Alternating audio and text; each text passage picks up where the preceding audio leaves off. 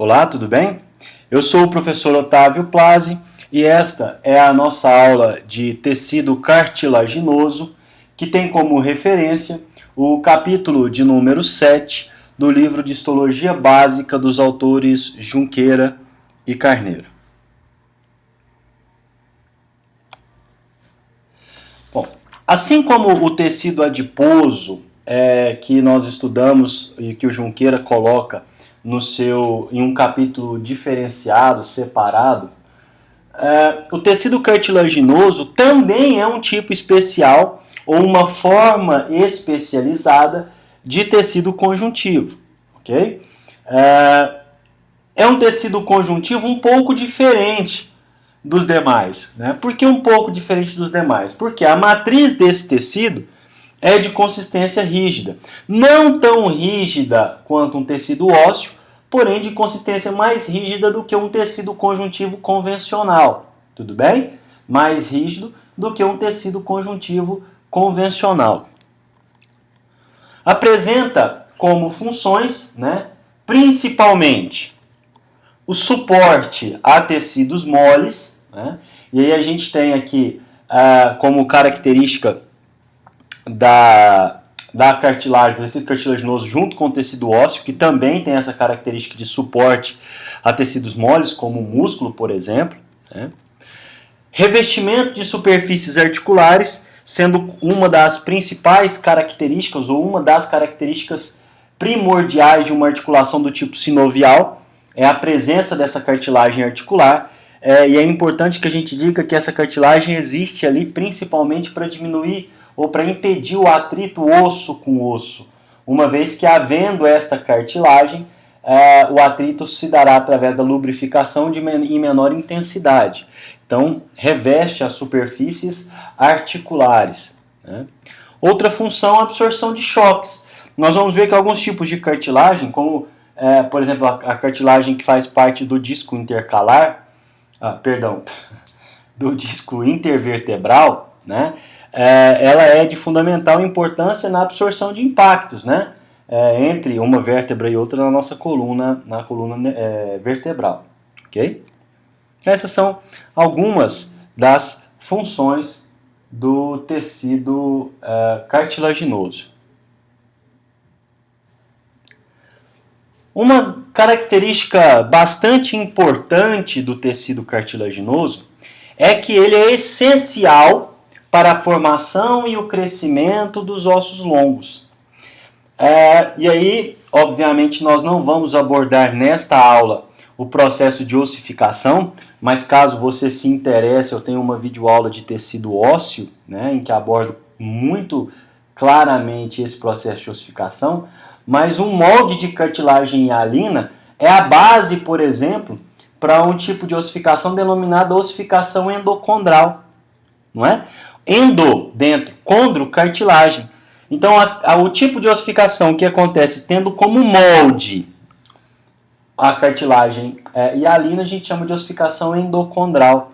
Então, ela é de fundamental importância para o crescimento dos ossos longos em virtude desse tipo de ossificação. Tá? E esse processo de ossificação não é um processo exclusivo da vida adulta, da maturidade óssea desse indivíduo. Na verdade, esse processo de maturação óssea, de ossificação, ele começa já na vida intrauterina e a partir daí ele dá continuidade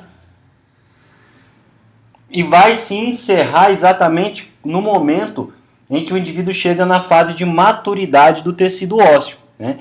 Até que chegue nessa etapa, a gente percebe, a gente observa, sim, um crescimento, uma remodelação, uma organização do tecido cartilaginoso se transformando em tecido ósseo ativamente. Essa maturidade óssea, que começa esse processo de ossificação, de crescimento desses ossos longos, que começa no feto, né? Ele vai terminar em torno dos 20 e poucos anos, aí, tanto para homens quanto para mulheres. Alguns fatores aí diferenciando o sexo masculino e feminino, mas não é o foco dessa nossa videoaula aqui.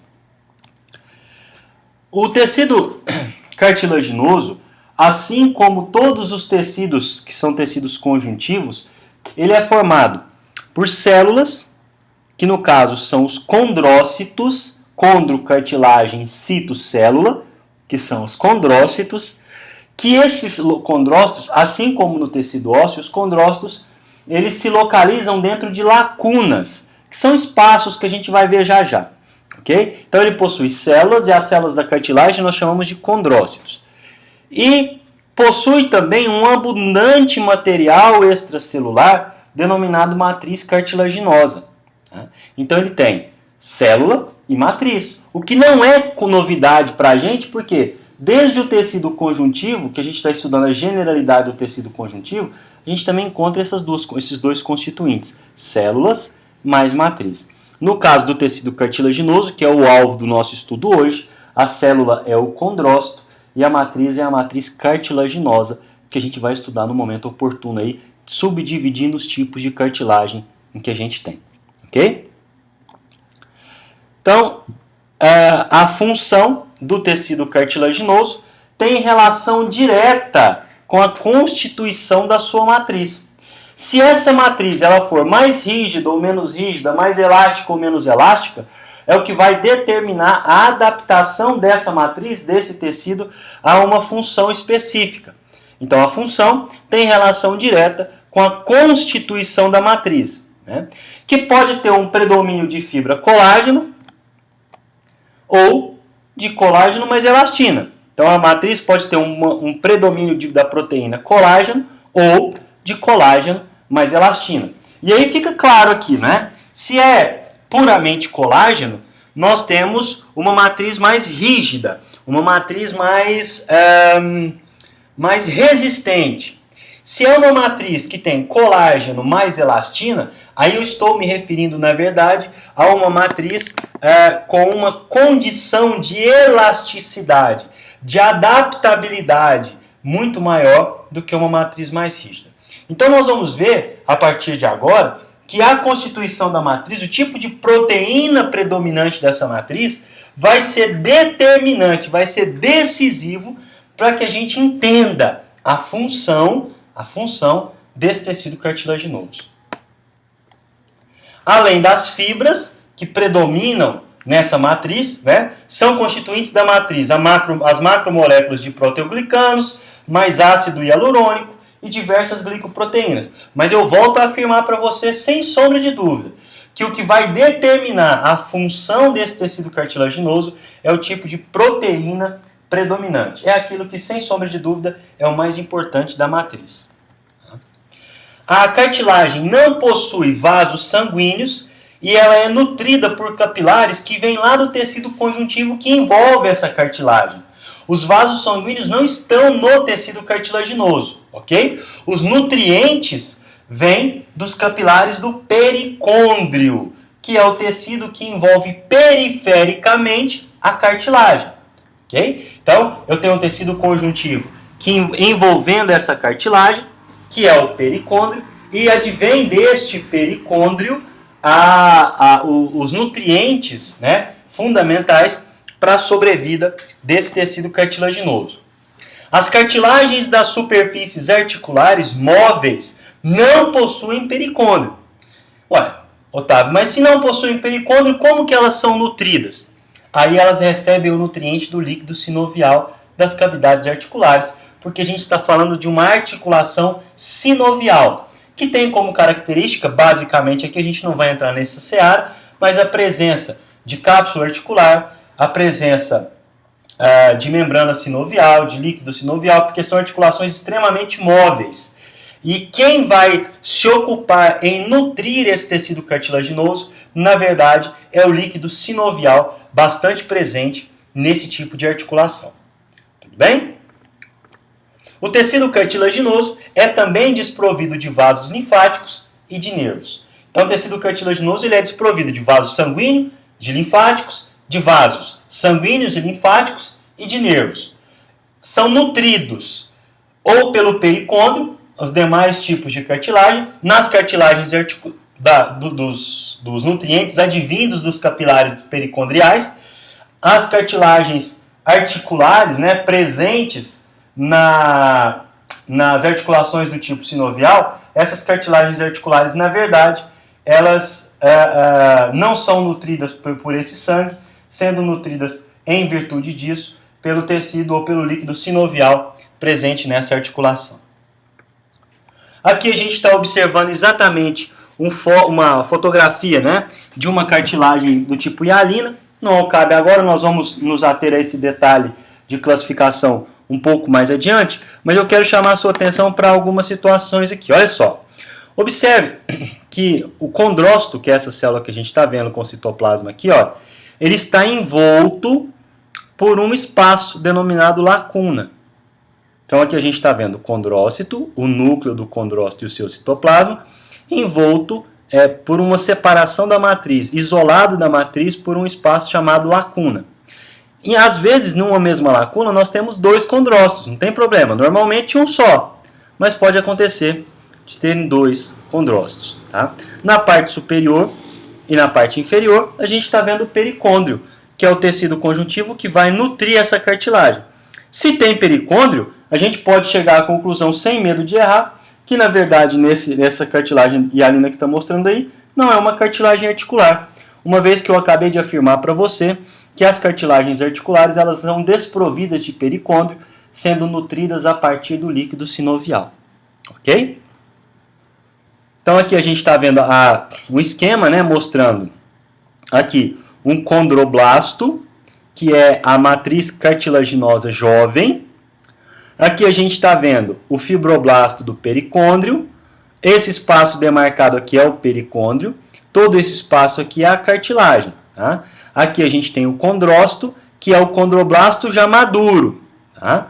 Envolto pela matriz, isolado dela pela lacuna. Tá? Aqui a gente observa as organelas, características dessa célula.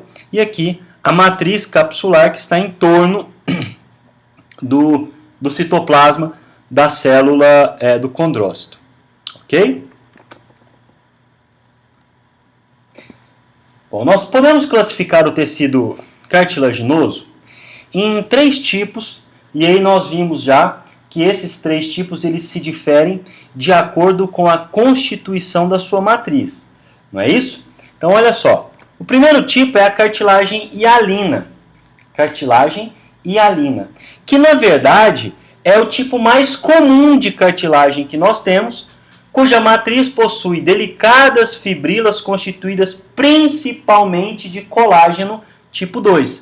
E aí, se você não sabe o que é um colágeno tipo 2, eu recomendo que assista a minha videoaula de tecido conjuntivo, onde eu explico os diversos tipos de colágeno. Tá bom? Então, a cartilagem hialina é o tecido, o tipo de cartilagem mais comum, e a matriz possui delicadas fibrilas constituídas principalmente de colágeno tipo 2.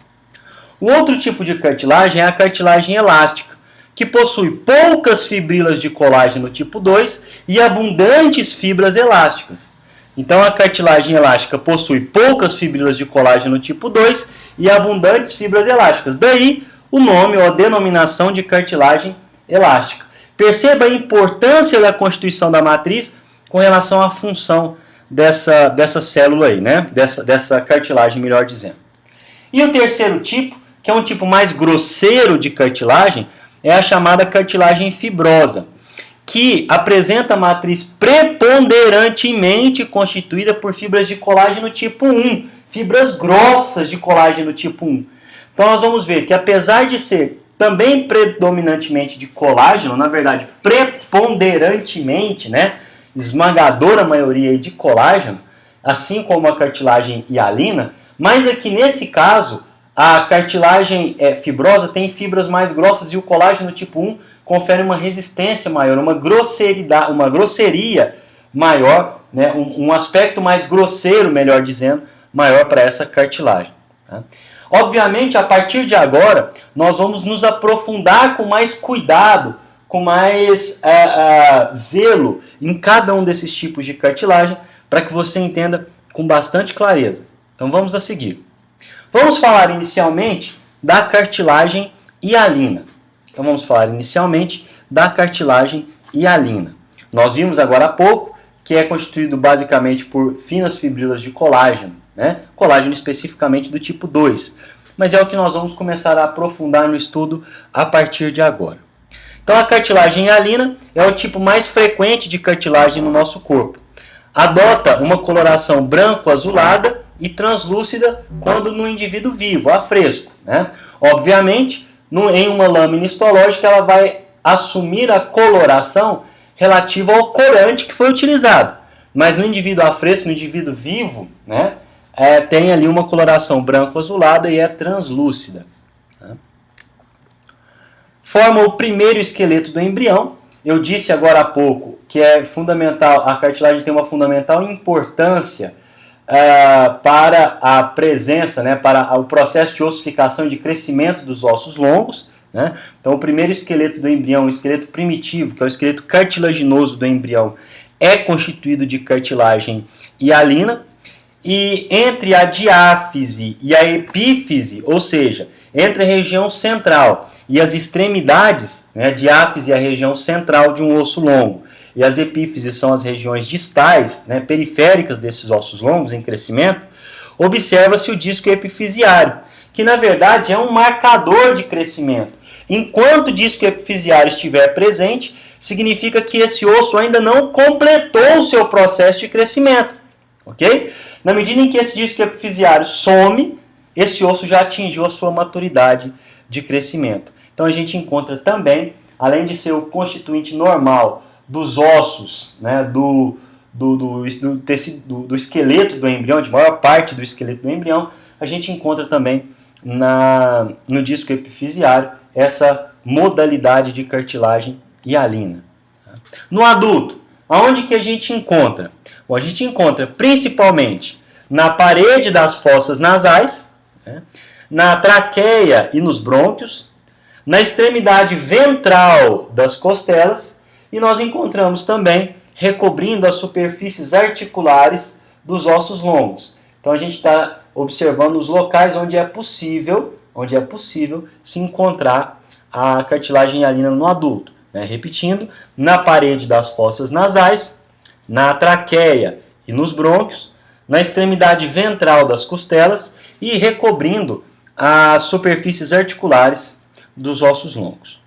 Ok? Bom, vamos estudar a partir de agora, então, a matriz da cartilagem hialina. Né?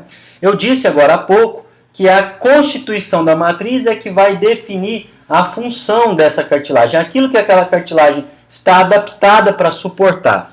Então vamos estudar um pouquinho da matriz cartilaginosa. Bom, 40% do peso seco, tá? 40% do seu peso seco se dá por fibrilas de colágeno do tipo 2, mais ácido hialurônico, mais proteoglicanos muito hidratados e glicoproteínas. E aí, sobre as moléculas de proteoglicanos, né, é importante que nós saibamos o seguinte. Vocês já viram uma escova de limpar tubos de ensaio? Não.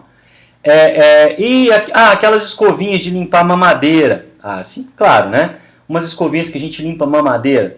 Bom, as estruturas deles, dos proteoglicanos, é parecida com essas escovinhas de limpar mamadeira. Né? A proteína, ou seja, o cerne proteico, é como se fosse a parte central, como se fosse aquele cabinho onde estão presos os fiapinhos. Né? E as moléculas de glicosaminoglicanos correspondem aos pelos das escovas, ou seja, a proteína, o cerne proteico é como se fosse aquele cabo onde estão presos os pelos daquela escovinha. E esses pelos na escovinha correspondem às moléculas de glicosaminoglicanos.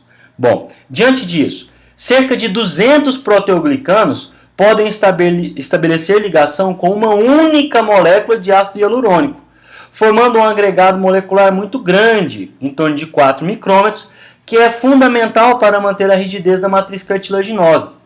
Esses agregados ligam-se às fibrilas colágenas, formando um arcabouço macromolecular da matriz, que vai diferenciar muito claramente essa matriz das demais matrizes do tecido conjuntivo, em especial e principalmente por se tratar de uma matriz mais rígida, de uma matriz mais firme, mais forte do que uma matriz de um outro tecido conjuntivo qualquer. E é justamente essa correlação, essa constituição da matriz é que vai garantir a ela esse aspecto mais resistente, de maior rigidez.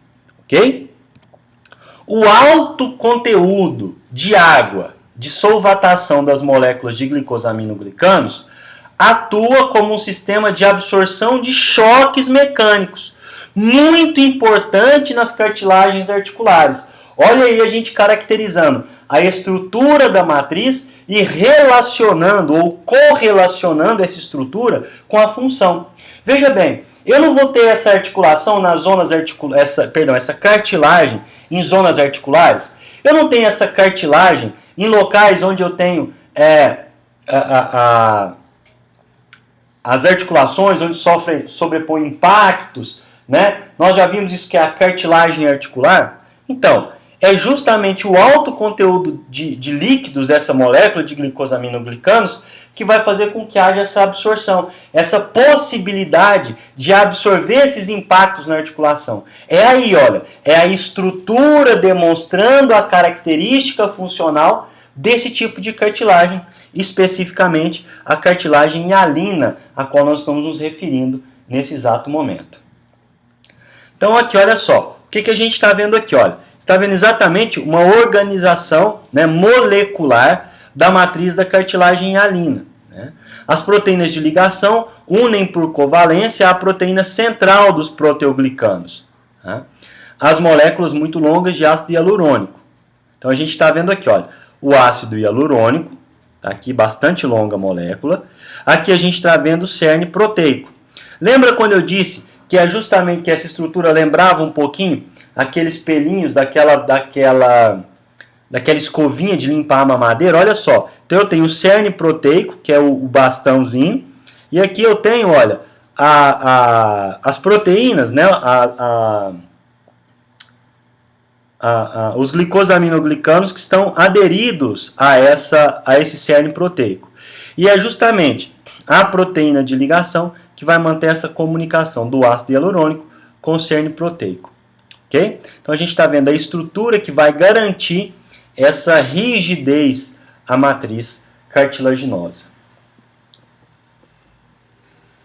Outro componente importante da matriz da cartilagem hialina é a condronectina, né, que participa da associação do arcabouço macromolecular da matriz com os condrócitos.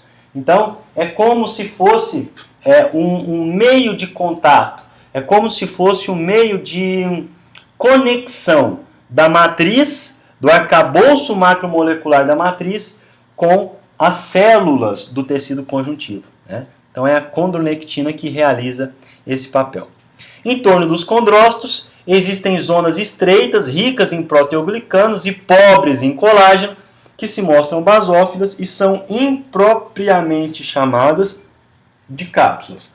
Por que impropriamente chamada de cápsula? Porque, na verdade, elas não têm esse papel de encapsulamento, de retenção de algo lá dentro. Né? Tem o aspecto de uma cápsula, apesar de não desempenhar esse papel de cápsula. Então, aqui a gente está vendo exatamente isso, olha. Esse encapsulamento, né, esse falso ou impropriamente chamado de encapsulamento, com o condrócito aqui dentro, com a sua matriz em torno. A mesma imagem que nós já vimos anteriormente. A exceção das zonas de cartilagem articular, né, onde a gente também tem cartilagem hialina, nessa região não temos o pericôndrio, mas nas demais cartilagens hialinas, nós temos a presença do pericôndrio. Então vamos nos ater um pouquinho a respeito do pericôndrio. O pericôndrio ele envolve todas as cartilagens hialinas, conforme eu já disse, exceto as cartilagens articulares. Lembrando que é de fundamental importância para a nutrição dessa cartilagem, e onde a gente não tem esse pericôndrio, a nutrição se dá por meio, através do tecido, do líquido sinovial, melhor dizendo. Okay? O pericôndrio ele é constituído de tecido conjuntivo denso, né? E aí vale aqui uma observação, né? Que é formado por um tecido conjuntivo denso, riquíssimo em fibras colágenas tipo 1, que também é conhecido como as fibras colágenas clássicas. sendo as fibras mais numerosas do tecido conjuntivo. Em sua parte mais superficial, porém, quanto mais próximo à cartilagem, maior será a quantidade de células e menor será a quantidade dessas fibras, obviamente diminuindo progressivamente na medida em que se aproxima da superfície dessas cartilagens. Então, quanto mais profundo nesse pericôndrio, maior é a quantidade de célula, menor é a quantidade de fibras. Okay? O pericôndrio é fonte de novos condrócitos para o crescimento e responsável pela oxigenação, nutrição e eliminação de refugos metabólicos de cartilagem, pois neles estão localizados os vasos sanguíneos e linfáticos. Né? Então, como funções primordiais aí, a gente tem o surgimento ou a fonte de novos condrócitos para o crescimento do tecido cartilaginoso e também responsável pela nutrição, conforme eu já adiantei anteriormente esse assunto com vocês. Ok? Então aqui a gente está vendo isso, mas eu quero mostrar essa imagem novamente. Olha, observe como realmente ela tem uma grande quantidade de células na medida em que se aproxima da superfície cartilaginosa e é a partir dela que vai surgir ou que surgirão as novas células ou os condroblastos do tecido cartilaginoso que posteriormente se transformarão em condrócitos. Além disso, o fator nutricional aí é importante, uma vez que a cartilagem ela é desprovida de vasos próprios, de vasos sanguíneos próprios. Assim sendo, ela é nutrida especialmente pela difusão desse oxigênio e desses nutrientes advindos lá do pericôndrio. Morfologicamente, as células do pericôndrio são semelhantes aos fibroblastos, porém elas se situam mais profundamente, isto é, próximo à cartilagem. Nós já vimos isso naquele esqueminha, né? Estas células podem se multiplicar com muita facilidade por mitose e originar os condrócitos. Antes de originar os condrócitos, obviamente, os condroblastos serão originados, né? Caracterizando-se assim funcionalmente como condroblastos. Tá? Então, as células do pericôndrio, quando estão extremamente próximas da matriz cartilaginosa, elas já tomam a forma de condroblastos, que são células capazes de produzir, ou de dar origem aos condrócitos, que são as células ativas nas funções da matriz cartilaginosa. Falamos dos condrócitos, então vamos agora nos aprofundar melhor nesse assunto. Então vamos falar a partir de agora dos condrócitos. Os condrócitos, eles apresentam uma forma alongada, que se localizam na periferia da cartilagem hialina, com um eixo maior paralelo à superfície dessa cartilagem. Tá? Então, a característica ou a forma desses condrócitos na periferia da cartilagem hialina é essa, com o eixo paralelo à superfície. A partir do momento em que a gente aprofunda mais, né, a partir do momento que a gente vai mais profundamente na cartilagem hialina, eles tomam uma outra forma. Né? São arredondados e aparecem em grupos de até 8 células, chamados grupos isógenos, por serem originados de um único condroblasto. Né? Então, iso igual genos de gênese. Né? Então, veja só, para que isso fique bem claro. Dependendo da região da matriz cartilaginosa, os condrócitos eles têm uma forma específica. Mais superficialmente falando, eles têm mais forma de condroblasto, têm mais forma de fibroblasto. Vamos falar assim para a gente poder entender isso. Né? Por quê? Tem o seu eixo maior paralelo à superfície. Então são células mais alongadas. Na região mais central da cartilagem, elas são mais esferoides, né? Mais arredondadas. Tá? E a gente observa a presença em grupos. Como esses grupos eles têm a origem no mesmo condroblasto, como eles se originam do mesmo condroblasto, esses grupos são denominados grupos isógenos. Iso igual genos de gênese. Tem a mesma origem. Ok? Então aqui a gente está vendo isso. Olha, Você observa que alguns condroblastos são bem agrupados. Tá? Quanto mais agrupados esses condroblastos, ó, esse com esse com esse, esse com esse com esse, esse com esse com esse. Então são grupos isógenos, né? Que têm a mesma origem do mesmo condroblasto, conforme eu já disse para vocês. Nos tecidos vivos, os condrócitos ocupam totalmente as lacunas. Então as lacunas são totalmente preenchidas pelos condrócitos nos tecidos vivos. Tá? Já nas lâminas histológicas, eles sofrem uma retração, o que vai dar um aspecto de uma forma estrelada e vai dar a sensação de que há um espaço entre o condroblasto, entre o condrócito, melhor dizendo, e a margem da lacuna, né? Aquela falsa cápsula que eu disse para vocês anteriormente. Então, em vivo, o condrócito ocupa a totalidade da lacuna, coisa que a gente não observa na lâmina em virtude da retração pós-morte desses condrócitos.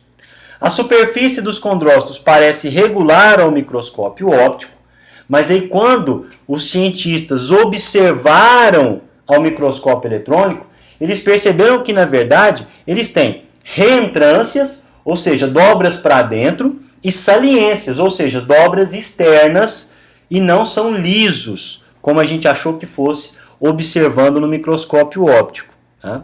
Essas reentrâncias e essas saliências, elas são muito maiores, muito mais frequentes, muito mais presentes nos condrócitos jovens do que nos condrócitos já, entre aspas, antigos. Mas eles não têm a superfície lisa que até então se acreditavam ter. Tá? Então aqui a gente está vendo exatamente isso, né? A micrografia eletrônica de uma cartilagem fibrosa de um animal jovem, mostrando 3 condrócitos em suas lacunas. Notar a abundância de retículo endoplasmático rugoso, a gente vê esses tracinhos aqui no citoplasma. Essas células estão sintetizando as moléculas da matriz. E na matriz existe grande quantidade de fibras colares. Então a gente observa, olha como tem realmente, olha a superfície, tem uma reentrância aqui, tem uma saliência ali, outra reentrância aqui. Ela não é lisinha, ok? E essa grande quantidade de retículo endoplasmático que a gente está observando, ela e aparelho de Golgi bastante desenvolvido, é uma estrutura, é a ultraestrutura de uma célula secretora, que está ativamente secretando. Ativamente secretando o quê? Os compostos da matriz. Ok? São células secretoras de colágeno, principalmente o colágeno do tipo 2, além de proteoglicanos e glicoproteínas, como por exemplo a condronectina, que nós já dissemos, como eu já disse para vocês, ela faz a conexão da matriz com os condrócitos. Né? Vivem sob baixas tensões de oxigênio, ou seja, precisam de pouco oxigênio. Né? Os nutrientes trazidos pelo sangue atravessam o pericôndrio, penetram na matriz da cartilaginosa, na matriz da cartilagem e vão até os condrócitos mais profundos. E aí a gente tem uma ideia de que se é um processo de difusão, um processo dessa forma, não vai ter uma oferta muito abundante de oxigênio para essa matriz, para esse condrócito. Tá? Então ele consegue sobreviver em condições talvez meio inóspitas para outras células, em virtude da pequena quantidade de oxigênio que vai ser ofertado para ele. Isso não significa dizer que ele não precisa do oxigênio para viver, não é isso que eu estou dizendo. O que eu estou afirmando é que, com pouco oxigênio disponível, esses condrócitos já conseguem se manter ativos e se manterem vivos. Tá? Então, olha só, vamos falar mais um pouquinho dos condrócitos a respeito do seu funcionamento. Né? O funcionamento adequado dos condrócitos, para que esses condrócitos secretem ativamente, adequadamente, o colágeno do tipo 2, as glicoproteínas, a condronectina, qualquer tipo de produto que é sintetizado por ele, isso vai depender diretamente de um balanço hormonal adequado. Eu preciso que haja uma adequada ação hormonal sobre esse condroblasto, sobre esse condrócito, para que ele produza ativa e adequadamente os seus produtos. Tá? Quais são esses hormônios que ativam, que aumentam a síntese de proteoglicanos? A tiroxina e a testosterona. Esses hormônios atuam sobre os condrócitos, elevando a síntese desses proteoglicanos, estimulando, excitando a síntese dos proteoglicanos. Por outro lado, a cortisona, a hidrocortisona e o estradiol diminuem essa síntese. Então há um equilíbrio, há um balanço hormonal excitando ou inibindo a secreção nesses condrócitos. A tiroxina e a testosterona aumentam a síntese, enquanto a cortisona, a hidrocortisona e o estradiol diminuem a síntese desses proteoglicanos. Tá? Nós vimos naquela foto de microscópio eletrônico a grande quantidade de retículo endoplasmático rugoso, que mostra a intensa atividade de síntese dessa célula. Né? O hormônio de crescimento hipofisário promove síntese de somatomedina C pelo fígado. Então, é outra ação, é outro hormônio que interfere no funcionamento dos condrócitos. Tá?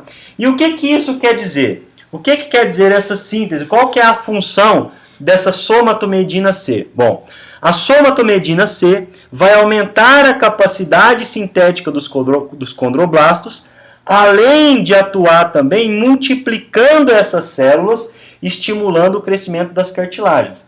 Então perceba como o funcionamento adequado desses condrócitos tem mesmo uma relação direta com os hormônios. Tá? Tanto excitando a sua produção, quanto inibindo, como ativando a sua multiplicação, aumentando ainda mais a sua síntese, como acontece, por exemplo, com o hormônio do crescimento hipofisário, que promove a síntese da somatomedina C lá no fígado, que vai atuar no condroblasto, no condrócito, estou com condroblasto na cabeça, né? Vai atuar no condrócito, fazendo com que a sua atividade sintética nos condroblastos e também esses próprios condroblastos entrem em multiplicação, gerando assim novos condrócitos. Ok?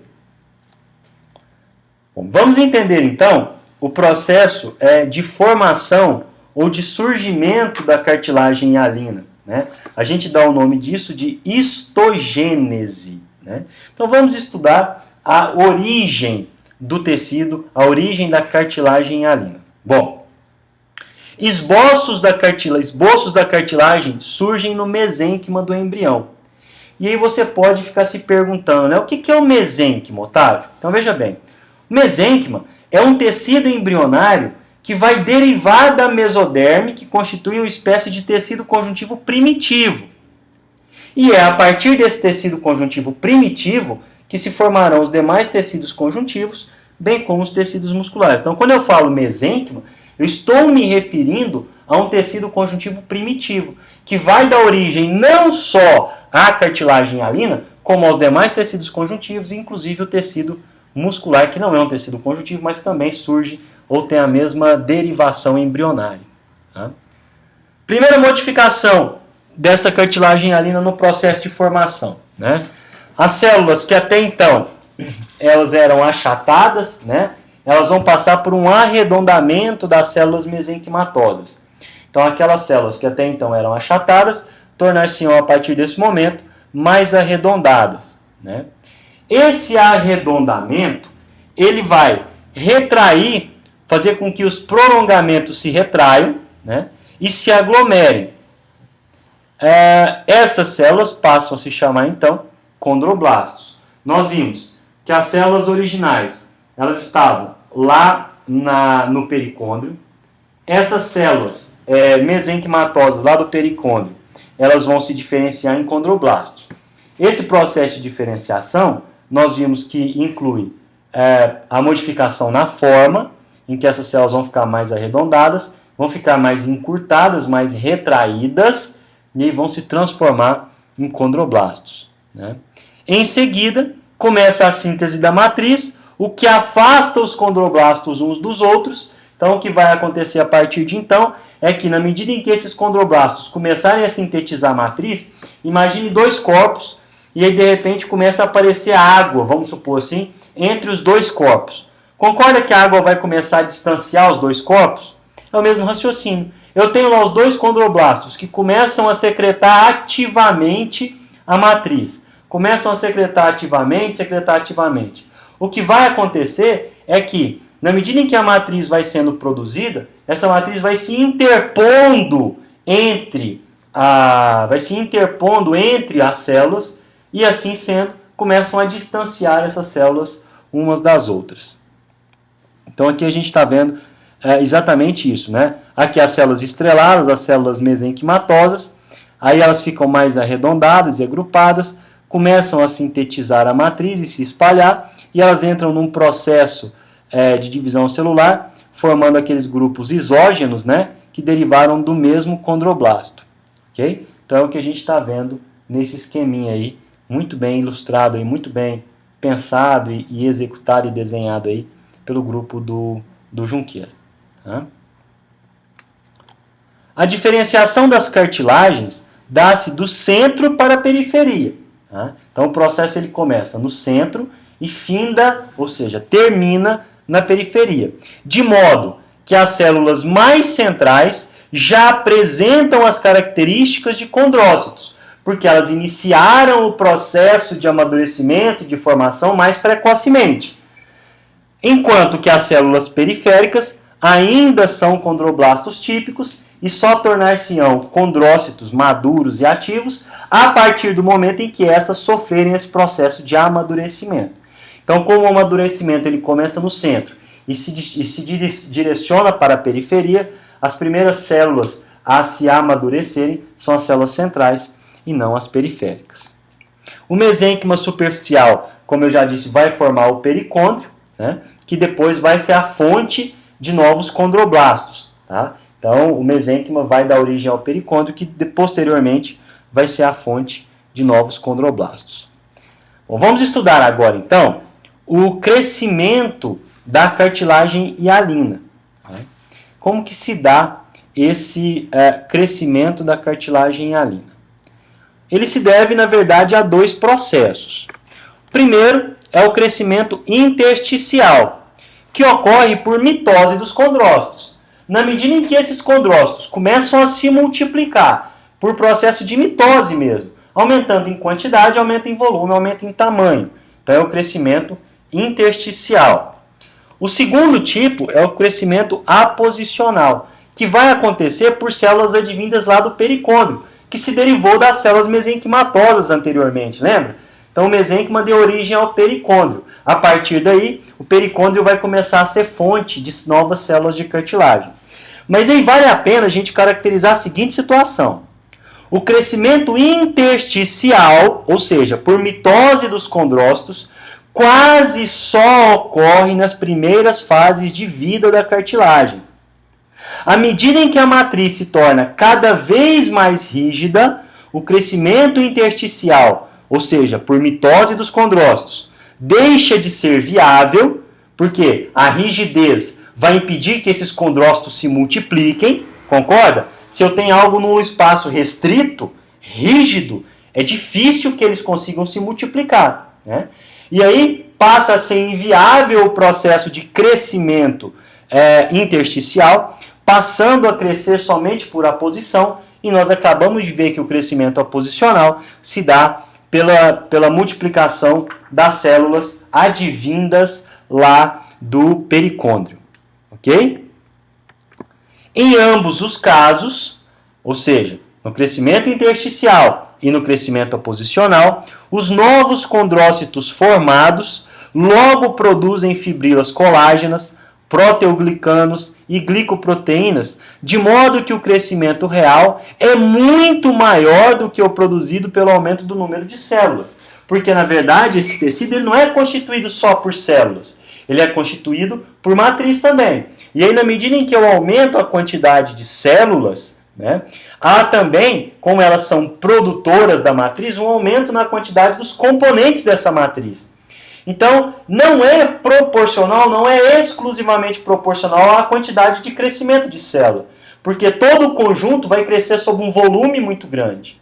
Ficou claro isso? Conseguem compreender isso?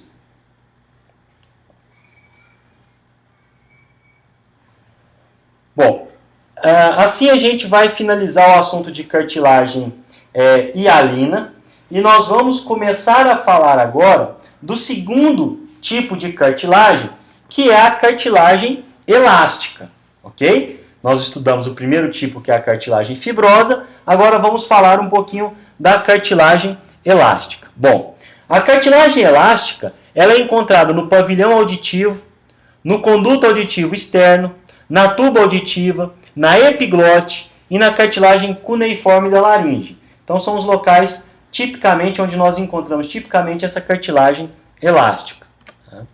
É semelhante à cartilagem hialina,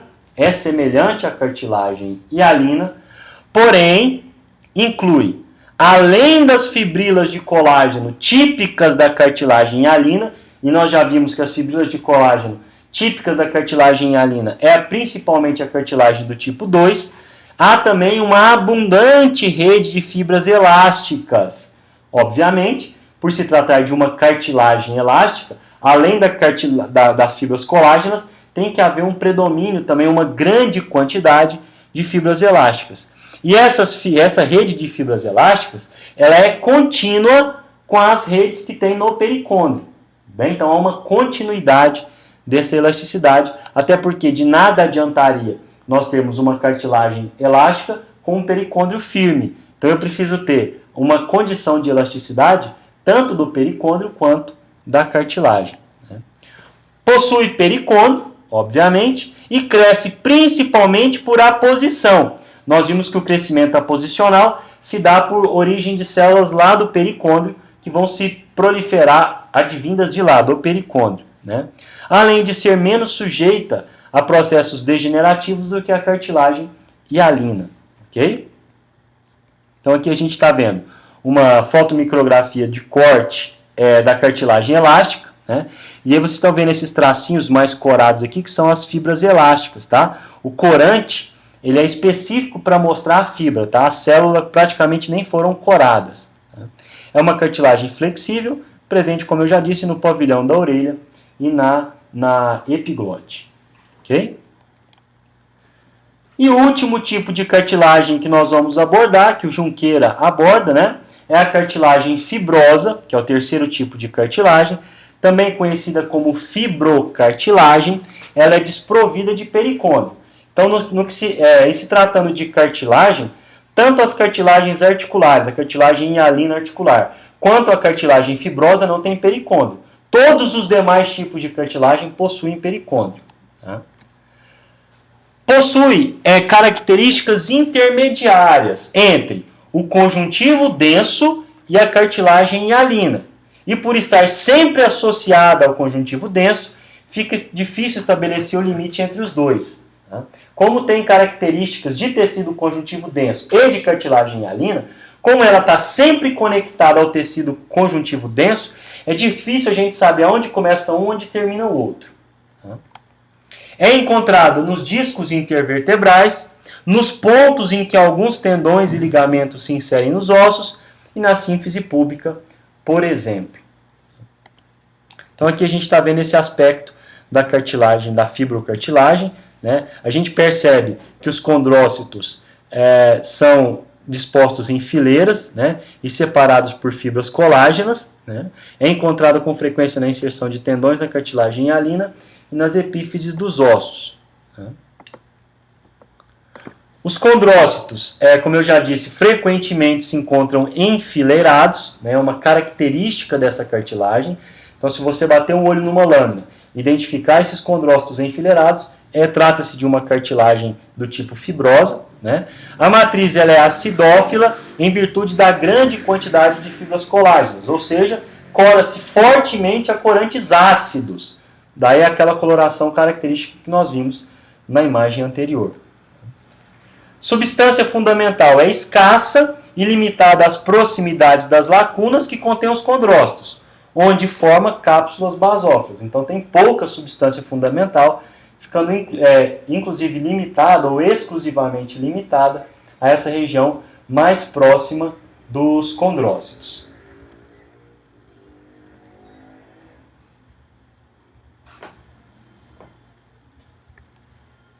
Na cartilagem fibrosa, as numerosas fibras colágenas, do tipo 1, constituem feixes que seguem uma orientação aparentemente irregular entre os condrócitos ou um arranjo paralelo ao longo dos condrócitos em fileira. Então a gente está vendo que essa disposição característica aí, das fibras colágenas é outro indício, outra coisa que chama bastante atenção para o lado da cartilagem fibrosa, né? Então, a grande quantidade das fibras colágenas tipo 1 se agrupam, então constituem feixes que seguem a orientação aparentemente irregular entre os condrócitos, tá? Ou ainda podem se encontrar paralelos a estes colocados em fileiras.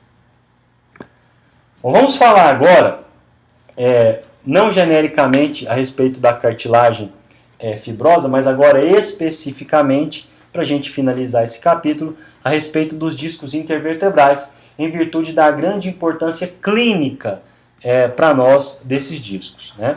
Nós sabemos que os discos intervertebrais eles estão localizados entre os corpos das vértebras e se unem a elas por ligamentos, né? Cada disco intervertebral é formado por um anel fibroso e por um núcleo pulposo. Esse anel fibroso ele é externo, é um anel que está externamente a esse disco intervertebral, e o centro é um material gelatinoso denominado núcleo pulposo. Então a gente está vendo aqui, olha, o ânulo ou anel fibroso externo e o núcleo pulposo no centro desse disco intervertebral.